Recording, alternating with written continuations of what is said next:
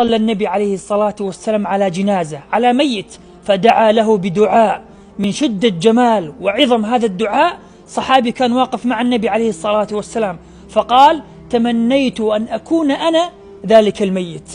ما هو هذا الدعاء العظيم؟ يقول الصحابي عوف بن مالك رضي الله عنه: صليت مع رسول الله على جنازة فحفظت من دعائه وهو يقول: اللهم اغفر له وارحمه وعافه واعف عنه وأكرم نزله ووسع مدخله واغسله بالماء والثلج والبرد ونقه من الخطايا كما نقيت الثوب الأبيض من الدنس، وأبدله دارا خيرا من داره وأهلا خيرا من أهله وزوجا خيرا من زوجه وأدخله الجنة وأعذه من عذاب القبر ومن عذاب النار. يقول الصحابي عوف بن مالك: حتى تمنيت أن أكون أنا ذلك الميت. أنت متخيل أن النبي عليه الصلاة والسلام يدعو لميت بهذا الدعاء العظيم؟